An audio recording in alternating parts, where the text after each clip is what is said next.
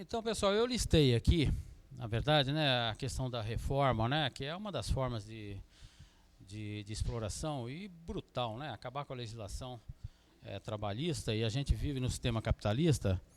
Não, não, tudo bem, tá tranquilo. A gente vive no sistema capitalista e aí a gente, queiramos ou não, dentro da legalidade, nós temos que também avançar. Nós não podemos ficar esperando, talvez, por uma possibilidade de a gente se assumir, se emancipar enquanto classe. Nós temos que lutar no nosso dia a dia, não é? Seja do lado eleitoral, da questão do próprio sindicalismo, enfim, das lutas populares, dos movimentos populares. Nós temos que estar no dia a dia. Porque dessa escola, né, o Marx ele dizia isso aí, não é? Que o sindicato, nós falamos isso uma vez já, o sindicato ele é a escola, né, do socialismo científico. Né? É ali que o trabalhador vai ter conhecimento e contato com a classe que o oprime. Não é? Não é um patrão, um ou outro empregador, é a classe. Né? Nós estamos falando de classe social. Né? E é assim, toda a história foi assim. Né? A história da humanidade, fora aquele chamado comunismo primitivo, não é? Em que todos se juntavam, né? Pegavam as coisas lá, plantas que tinham, matavam os animais, dividiam, não é? Aquilo que se chamava de comunismo primitivo. Depois disso, depois que começou a haver a acumulação por parte de alguns, né? Acumulação de bens por parte de alguns, aí começou então a haver aquela diferenciação entre uma classe e outra. Não é? E é isso que nós vivemos dessa forma, é a classe. Nós não vamos resolver o problema individualmente. Um ou outro pode resolver. Né? Ganha na loteria, ou consegue, acha que sozinho consegue também profissionalmente ficar bem de vida, mas enquanto classe, nós não vamos resolver o problema da classe. Né? Ao contrário, se nós não pensarmos enquanto classe, eles vêm e dominam a gente como eles querem dominar. Né? Então eu fiz aqui uma relaçãozinha que é muito sucinta, sobre a reforma que vai ser melhor trabalhada, mais detalhada, com o colega da semana que vem. Mas como faz parte aqui do processo também de exploração, essa reforma, por exemplo, nós já falamos do tempo de higienização, né? Aquele aumento de 12 horas em caso de necessidade imperiosa, quer dizer, eles podem aumentar, não se sabe o que é necessidade imperiosa, mas está lá que eles podem aumentar a jornada de trabalho em até 12 horas, né, por dia, né? E dizem, caso de necessidade imperiosa, né? Força maior, serviços inadiáveis. Quem é que vai provar isso aí? Então, as férias fracionadas, gestante trabalhando em locais insalubres, trabalho intermitente, né? Que o colega vai detalhar melhor esse tipo de trabalho, né? Que na verdade, né, a gente sabe lá que resume o seguinte: olha, o patrão fala, olha, é o seguinte, vai para casa hoje, não vou te pagar, também você não precisa trabalhar. E você não vai receber. Quando eu achar que você deve vir trabalhar aqui, você trabalha, ele acumula um monte de coisa, o sujeito tem que trabalhar ali feito um maluco e fala, olha, agora pode ir para casa também, não precisa mais trabalhar, e eu não vou pagar também. Como é que pode uma pessoa trabalhar dessa forma? Né? Acabou virando um bico, né? Né? Então... E vários casos de acordos individuais, em detrimento de acordo coletivo, né? A ideia aqui é enfraquecer mesmo o sindicato, que eles sabem, né? Que a força primária de organização do trabalhador, ela está no sindicato. Ela está também lá no bairro, também, né? Nas sociedades amigos de bairro, ela está, enfim, em vários lugares. Mas o sindicato, ele tem uma força, porque é onde ele está tete a tete com a classe que oprime a ele. Né? Ele está mais próximo dela. Né? O bairro que está lá precisando de asfalto, precisando disso, precisando daquilo, tem uma briga contra o governo, o prefeito, tem aquela briga que ela dispersa um pouquinho a luta. Não é? Mas quando se trata de trabalho sindical, de luta por melhores condições de trabalho, é com o patrão que nós vamos ter que nos ver. Né? Pois não.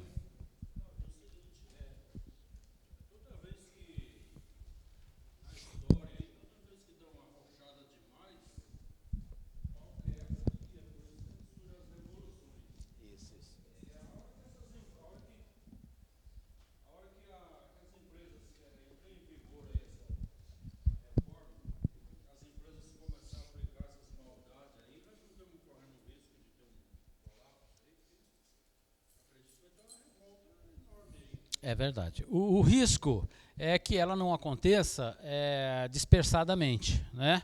Por isso que a gente tem que estar organizado, né? Por isso que a gente vai ter que organizar, inclusive, essas revoltas que podem surgir, né? Elas podem surgir aí extemporaneamente, ela pode surgir aleatoriamente. E é por isso que as organizações, principalmente as organizações sindicais, elas têm essa responsabilidade também de estar organizando essas insatisfações que vão acontecer, porque a hora que realmente eles perceberem, os trabalhadores, a massa trabalhadora perceber o estrago que estão fazendo nos seus direitos, é claro que não tem, é aquilo que você falou, não tem saída.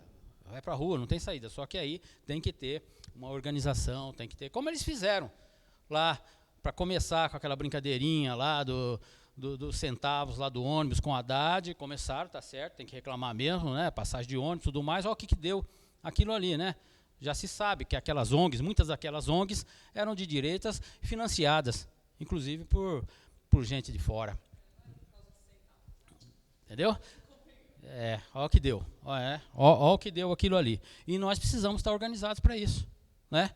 Precisamos estar organizados, porque senão essa massa, inclusive, ela se revolta e o risco, porque são duas as situações, a questão objetiva e a subjetiva. A objetiva é a seguinte, a gente está sabendo que está sendo arrochado. Então, objetivamente, a gente está sabendo disso. Olha, estou arrochado aqui.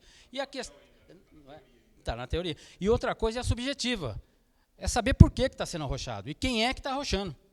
E se uma massa de trabalhadores não percebe isso, não sente isso aí, não tem uma direção para isso aí, eles podem cair para o colo de um Bolsonaro da vida, de uma direita. Entendeu? Por quê? Porque falta essa condição subjetiva, falta consciência de classe para combater.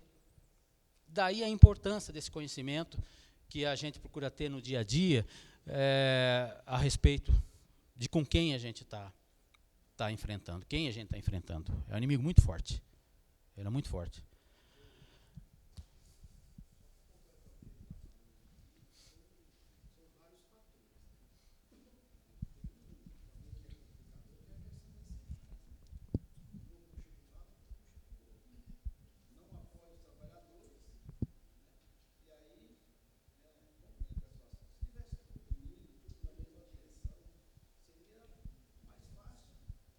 É verdade, é verdade.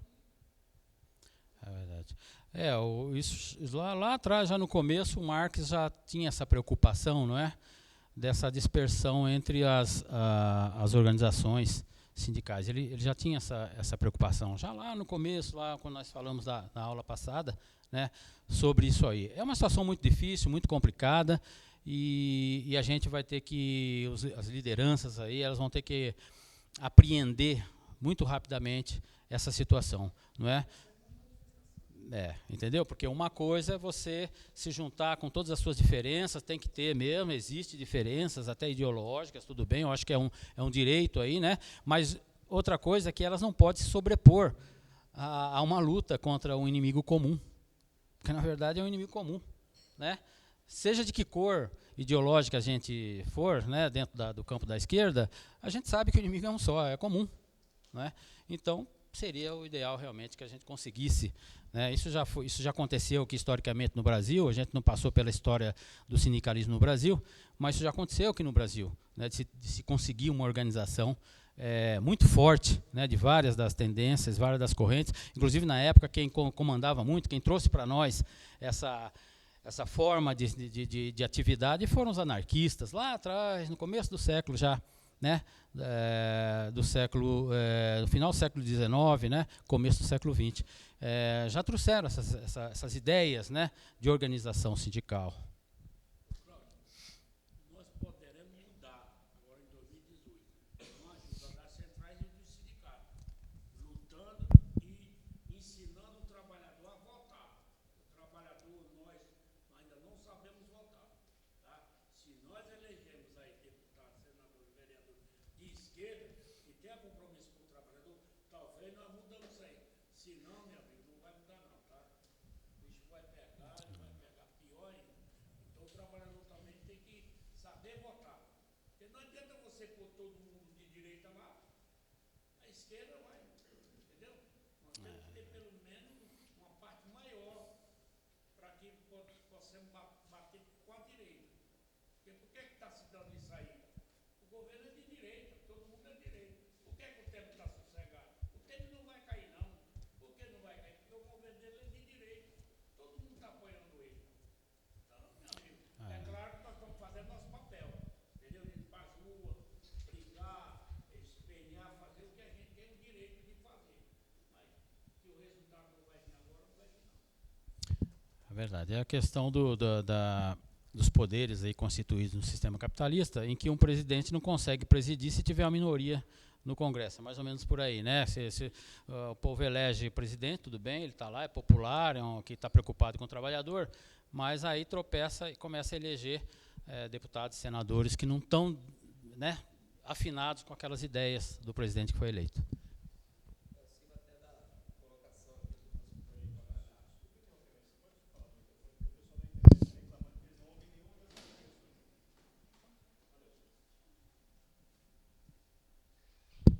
Eu acho que o Paraná levantou uma questão que ela polêmica e tem muitos desdobramentos sobre essa questão, né, da revolta do povo através do arroxo e tal, né?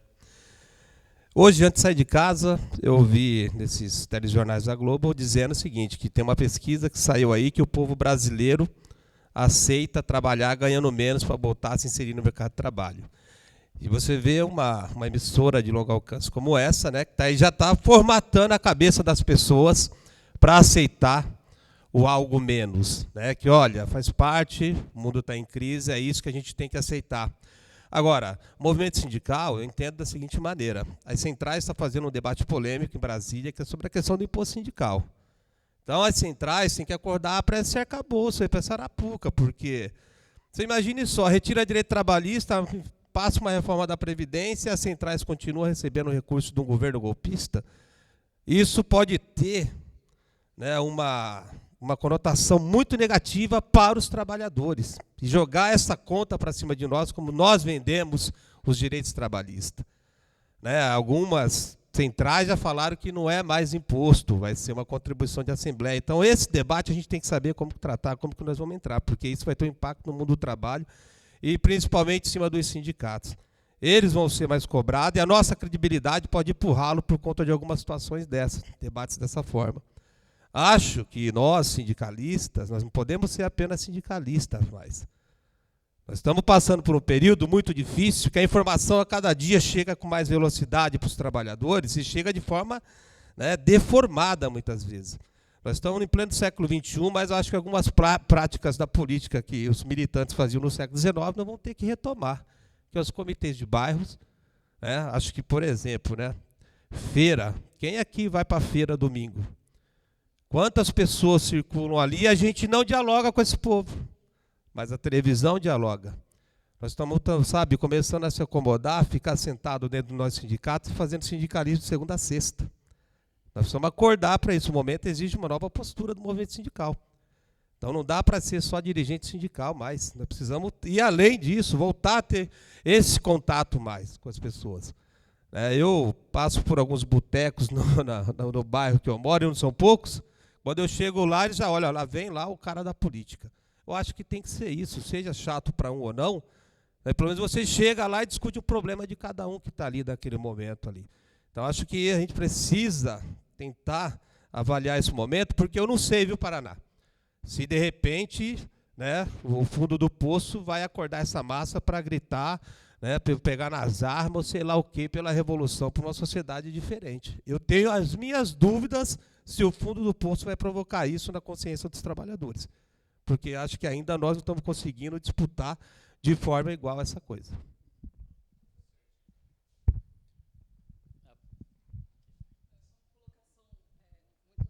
No sentido assim, também nos conscientizarmos de que todos nós somos trabalhadores. Então, assim, quem está no serviço público, por exemplo, eu sou uma servidora pública e estou sendo acusada, né, de dar muito gasto ao governo.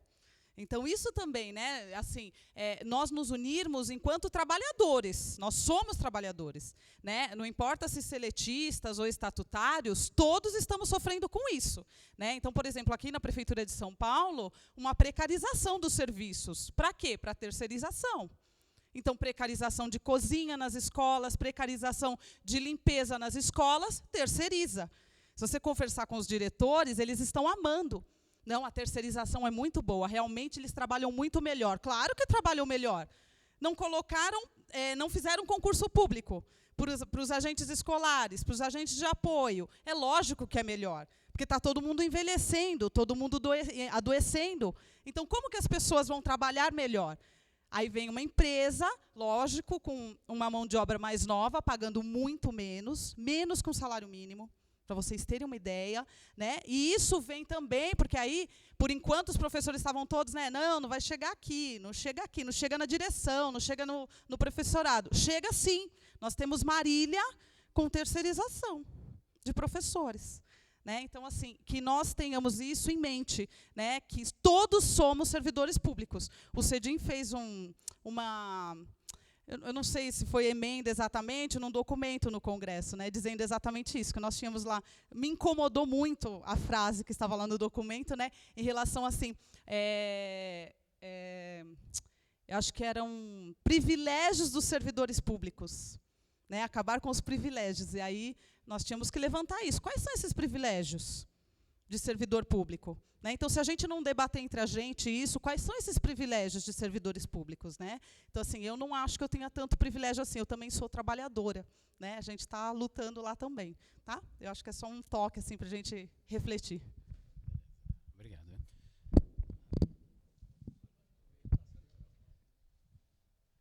Então, a gente fica observando algumas coisas que tinham ocorrido nos últimos tempos e todas essas reformas que vêm sendo feitas. Por exemplo, pegando a questão que o meu amigo pegou ali, por acaso nós estamos em campanha no SIMPEM, nós estamos disputando o sindicato, a Chapa 5, e aí eu estava visitando as escolas e, por acaso, eu consegui parar assim, acho que na lanchonetezinha melhor que tinha ali nas redondezas, para almoçar. E ali aparece a pesquisa ali. Segundo a pesquisa, 92% que são entrevistados dos trabalhadores desempregados, ele diz o seguinte, que caso se corte direitos, se ofereça, na verdade, um salário menor, ele poderá aceitar somente para ter, quer dizer, aquele emprego, né? Então a gente percebe assim, quer dizer, é uma campanha violentíssima que a mídia tem feito aí, no sentido de convencer a população da necessidade disso aí. Eles resolveram até escolher alguns especialistas a dedos e o pessoal vão lá, faz aquelas perguntazinhas no Fantástico, aquela coisa toda. E aí é uma questão que a gente tem que prestar atenção e começar a tratar isso com o trabalhador. Primeiro porque quando a gente vê tudo isso ocorrendo, a gente percebe, na verdade, que está em andamento uma verdadeira mudança, na verdade, da ordem política, social.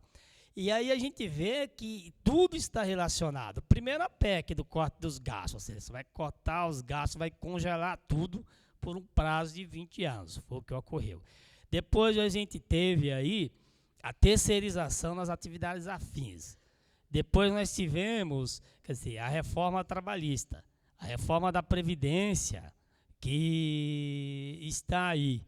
E aí, quando a gente vê essa situação, quer dizer, o caso dessa pesquisa, o que a gente percebe exatamente? Que se está, na verdade, procurando convencer as pessoas a qualquer custo a aceitar esse tipo de coisa, e, na verdade, a gente sabe que é uma enganação isso aí. Por quê?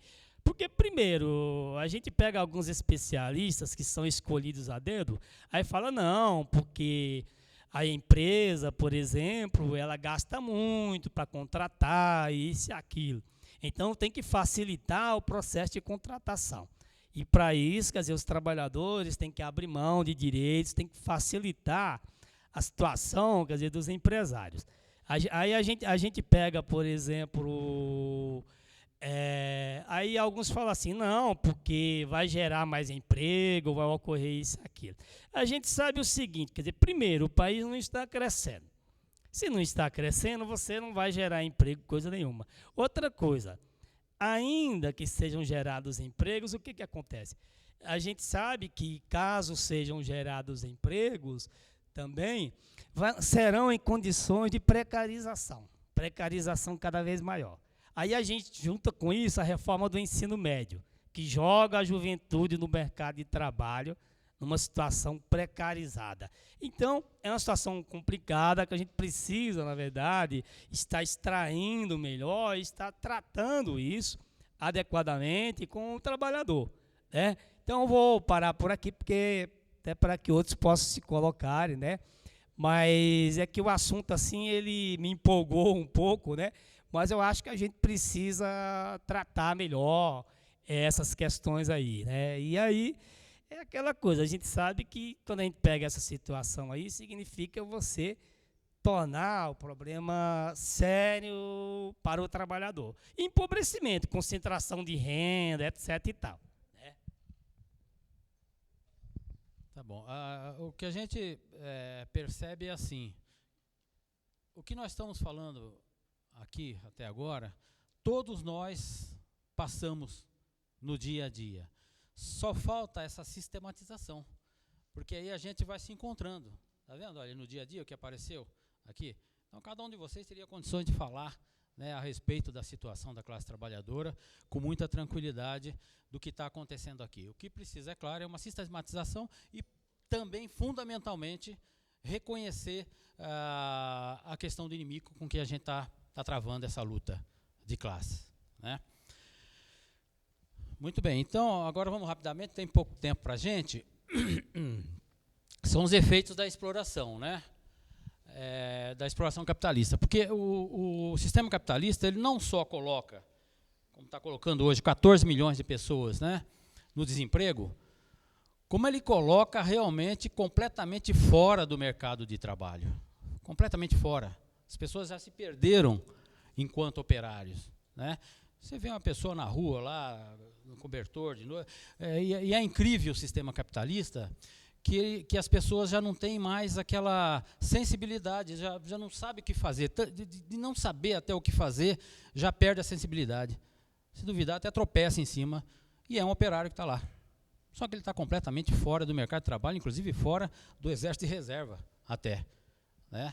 E faz parte da nossa classe, faz parte, entendeu? São aqui em São Paulo 16 mil em condições de rua. 16 mil pessoas só em São Paulo em condições de rua. Isso tudo é despejado como coisa, como um lixo pela classe dominante. Por quê? Porque não precisam mais dele. Porque já tem mão de obra aí suficiente, tem um exército de reserva aí, muito já em número bom aí para poder ir negociando essa força de trabalho e fazer o que eles estão fazendo. Não é? Outra situação causada também por isso aí, né? Causada por essa exploração, né, da força de trabalho. As pessoas vão procurando outras formas de sobrevivência, não é?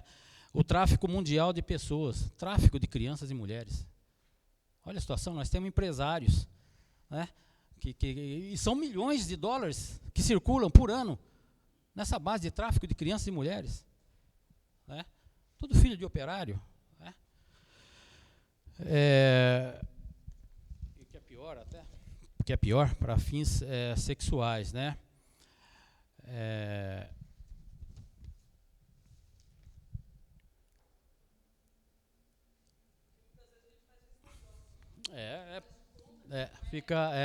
verdade. Então. Tráfico não só para fins sexuais, é também tráfico de órgãos. Né? De órgãos, é o que a companheira está dizendo, tráfico de órgãos também, inclusive. E as pesquisas aqui, eles são interessantes, eles mostram pesquisas, inclusive. Né? Eles não sentem-se assim, envergonhados que esse processo, esse sistema capitalista, esse modo de produção cause essas coisas aqui, por exemplo. Né? Segundo os cálculos de uma entidade de reconhecimento, aí, a Oxfam, a metade da população mundial, cerca de 3,5 bilhões de pessoas, ganham, somadas às suas rendas, o mesmo que as 85 pessoas mais ricas do planeta. A concentração de renda, a exploração é tão grande que acontece essa desigualdade, essa diferença, uma pessoa ganhar mais do que milhões e milhões de pessoas, né?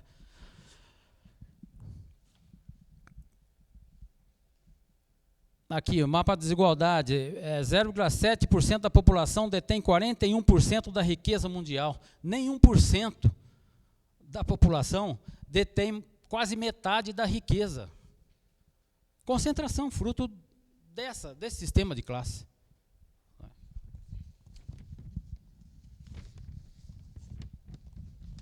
E por aí vai, riqueza de 1% deve ultrapassar a dos outros 99% no mundo. Enfim, essas diferenças, elas vão ocorrendo por conta dessa questão, que começa ali, hein? Começa onde nós, lá no comecinho, lá onde nós principiamos a tratar da exploração.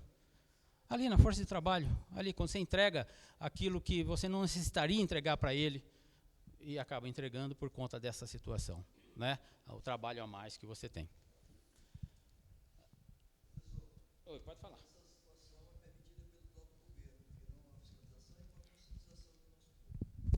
Exato. O governo, né, o Marx dizia, eu acho que o Lenin tem um trabalho a respeito disso, o Estado e a Revolução, parece que ele tem um trabalho a respeito disso, né? Porque o capitalista, o sistema capitalista, para ele se firmar enquanto poderio, não é? Ele tem que criar o que eles chamam de superestrutura, não é? Qual seria essa superestrutura? Qualquer classe dominante cria a sua superestrutura para poder manter o domínio, né? Uma delas é o Estado. O Estado foi feito para isso. Dentro da luta de classes, o Estado não foi feito para trazer benefícios para a população, para isso, para aquilo, não. Ele foi feito para defender a classe dominante. O nome do sistema que a gente vive, qual que é? Capitalismo. O nome não é trabalhismo, é capitalismo. Então quem é que manda? É o capital, né? Hoje nós estamos envolvidos aí num imbróglio danado com relação a financiamento de campanha. Quem é que ficou provado já? Quem é que segurou essa nossa democracia, que na verdade é uma democracia burguesa? Por que a democracia burguesa? Porque é a burguesia que domina. Nós estamos vivendo debaixo do domínio capitalista. Então ela domina. Não é? Então um vereador, ele quer sair candidato a vereador, ele está bem intencionado, não tem dinheiro para encarar isso aí. É claro que ele vai atrás de quem tem dinheiro.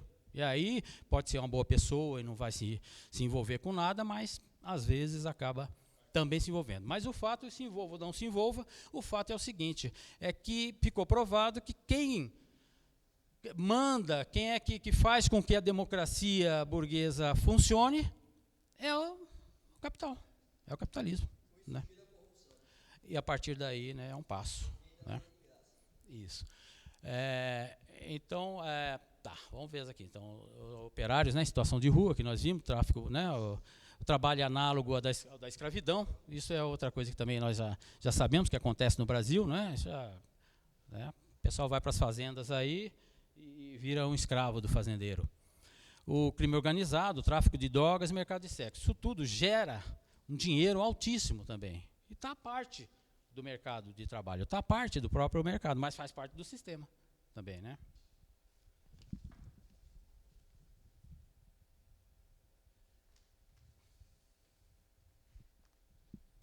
Agora nós vamos falar do instrumento de controle ideológico, né, porque tudo que nós falamos, né, dá para se pensar o seguinte, mas como é que essa minoria, que nós falamos 0,7%, falando em 1%, como é que ela consegue dominar esse pessoal todo, toda essa massa? De que forma? Porque se ela se junta, se organiza, ora, como não vai derrubar 1%? Né, não vai melhorar a situação por ser maioria? Não é? Acontece que eles têm instrumentos ideológicos de controle. Não é? Eles têm. Né, e a gente enumerou alguns. O primeiro deles, né, a grande mídia, não é? Já pensou? O trabalhador sendo bombardeado todos os dias pela notícia já seletiva, né? Escondendo a realidade desse trabalhador. Ele chega em casa, liga a televisão e vê aquele tipo de notícia. Quando não mostra mortes, né, atropelamentos, assassinatos, né, que isso cria também, gera uma situação muito ruim para o próprio trabalhador, né, ele também não coloca a questão sob a visão da classe trabalhadora. Ele não coloca dessa forma, ao contrário. A ideia é alienar esse trabalhador, é individualizar a situação dele. Domina, claro, entendeu? A segunda, aqui é interessante, eu coloquei isso aqui, mas é claro, a religião, né, isso não quer dizer que a gente é contra a religião, contra a fé. Eu acho que é um direito, né, que todos têm, né? Eu mesmo cheguei até a acreditar em Deus uma vez, mas acontece que a religião, ela é utilizada, não ela em si. Alguns que dominam essa religião, ela também é utilizada. Porque na medida em que você vai a um templo, né, e esse templo, ou ele propõe a você uma vida melhor depois da morte, ou ele propõe a você uma vida melhor durante a vida, durante a sua existência, mas não fala da luta, não fala dessa luta, acaba sendo uma forma de alienação, né? Acaba sendo uma forma. Então, ela é usada, ela sempre foi historicamente utilizada, né, a igreja, para esse tipo de atividade também, mas não que ela em si seja algo negativo, algo ruim. Ao contrário, tem que ser respeitado. Só que a gente percebe algumas direções contrárias à organização do trabalhador.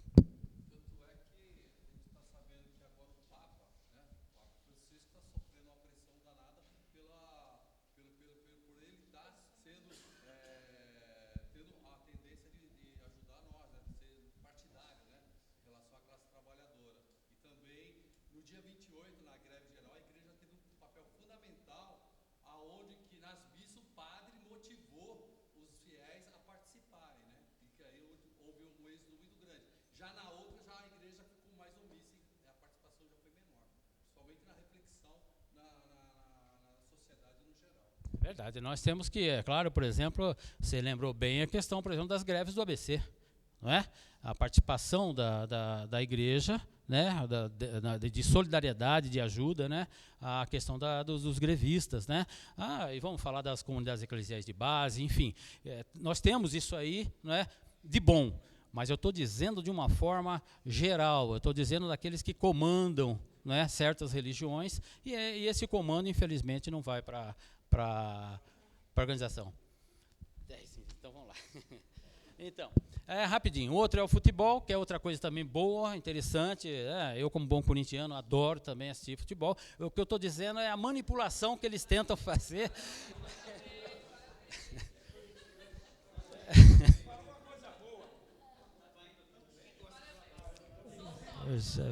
Tá vendo? Nem tudo é perfeito também, né? Mas a gente está falando a respeito da manipulação que os meios de comunicação, que os dirigentes fazem para jogar o torcedor, né, a deixar de pensar em outra coisa e pensar em futebol. Eu conheço pessoas que sabem a vida inteira de um jogador de futebol, a vida, quantos filhos teve, quantas mulheres teve. Quer dizer, está estudando, tem que estar estudando, tem que saber. E isso acaba sendo um fator também de distanciamento, né, da luta, né? Loteria e jogo de azar. É outra forma também. O sonho de resolver a situação pessoalmente, né? Eu não quero saber da classe, a classe está aí, tudo bem, nem sei o que existe isso aí, que não existe, o que eu quero é ficar rico. E eu vou toda semana lá pegar uma filazinha e fazer a minha fé, não é? Quer dizer, é o meio também, né? Opa, vou ser capitalista, né? E os estabelecimentos de ensino, né? Eu acho que dá para parar aqui. O estabelecimento de ensino, não é? Então, não sei se ainda hoje eles falam sobre isso aí. Eu vivi durante boa parte da minha vida endeusando os bandeirantes, por exemplo. Os bandeirantes eram heróis para mim, não é? Das piores que fizeram, ajudaram a dizimar praticamente os índios aqui no Brasil, não é? Então, na verdade, esse ensino oficial, ele deixa de contar a história real, a história que acontece, como é que esse país se fez colônia, de que forma, descobrimento, né? Eu achava que realmente o Brasil tinha sido descoberto. E os índios estavam aqui, pô, entendeu? Como que vai descobrir uma coisa que já tem gente ali, não é? Não é? Então, quer dizer, esse ensino também, ele tira você da realidade. Né? Ele faz com que você você imagine aquilo, olha, poxa, o cara é herói, nossos heróis, Dom Pedro, né, fez aquilo, que beleza, né, aquele cavalo bonito, coisa e tal, e a gente sabe que não foi nada disso. Né?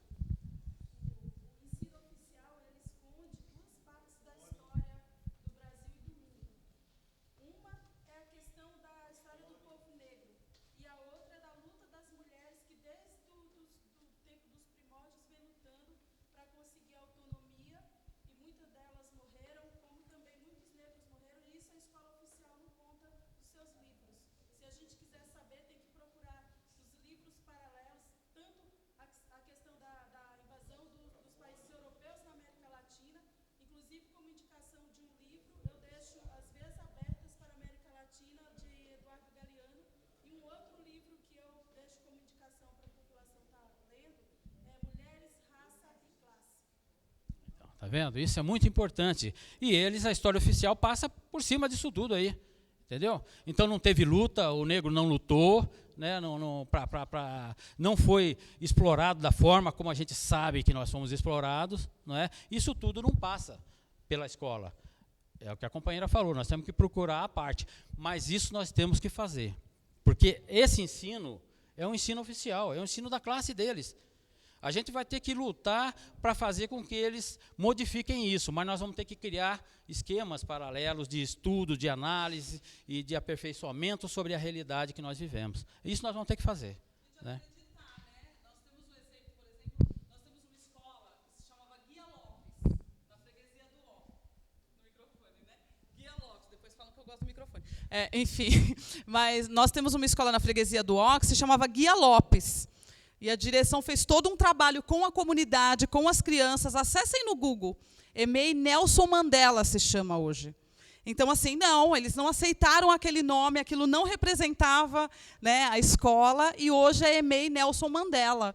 Né? Então, com toda uma luta, foram para a Câmara, as crianças iam para a rua fazer passeata, sabe? Fizeram todo um trabalho em cima do Nelson Mandela, explicaram à comunidade quem foi Guia Lopes e quem foi Nelson Mandela, e hoje é EMEI Nelson Mandela. Convido vocês a conhecerem a história de luta da EMEI, tá? Então é isso, a gente só vai conseguir descobrir a nossa história dessa forma aí. Tentando pesquisar paralelamente ao ensino oficial e pressionando também para que o ensino oficial deixe de ser tão fora, deixe de estar tão fora da nossa realidade. Bom, o nosso tempo acabou e eu agradeço muito a vocês por ter participado aqui junto com a gente, né, e boa noite para vocês.